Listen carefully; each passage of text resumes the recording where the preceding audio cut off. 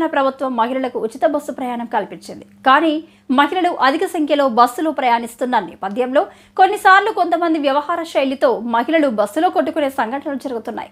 ఇలాంటి ఘటనలు జరిగినప్పుడు చూస్తున్న వారు ఉచితాల వల్ల ఈ ఘటనలు జరుగుతున్నాయని, ప్రభుత్వం మహిళలకు ఉచిత బస్సు పథకం పైన పునరాలోచించుకోవాలని అనే అభిప్రాయాలు వెల్లువెత్తుతున్నాయి.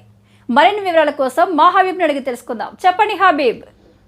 తెలంగాణ రాష్ట్రంలో కాంగ్రెస్ ప్రభుత్వం అధికారంలోకి వచ్చాక తెలంగాణ ప్రభుత్వం ఉచిత బస్సు ప్రయాణం కల్పించింది. కానీ మహిళలకు అధిక సంఖ్యలో ప్రయాణిస్తున్న క్రమంలో బస్సులో సీట్లు దొరకక మహిళలు కొట్టుకునే పరిస్థితి ఏర్పడుతుంది.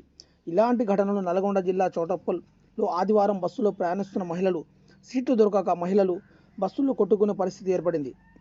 ఇలాంటి ఘటనలు జరిగినప్పుడు చూస్తున్న వారు ఉచిత బస్సు ప్రయాణం వల్ల ఎలాంటి ఘటనలు జరుగుతున్నా కానీ ప్రభుత్వం మహిళలకు ఉచిత బస్సు పథకం పైన పునరాలోచించుకోవాలని అభిప్రాయాలు వెల్లువెత్తుతున్నాయి. దయచేసి తెలంగాణ రాష్ట్ర ముఖ్యమంత్రి రేవంత్ రెడ్డి గారు ఈ యొక్క బస్సు ప్రయాణాన్ని రద్దు చేసి మహిళలకు ఒప్పుకున్న నెలకు 2500 మహాలక్ష్మి స్కీమ్ను మీరు గెలవగానే ప్రతి ఆడబిడ్డకు 18 సంవత్సరాల నుండి ప్రతి మహిళకు ఒప్పుకున్న 2500 మహాలక్ష్మి స్కీమ్ను అమలు చేయాలని తెలంగాణ ఆడబిడ్డలు కోరుచున్నారు.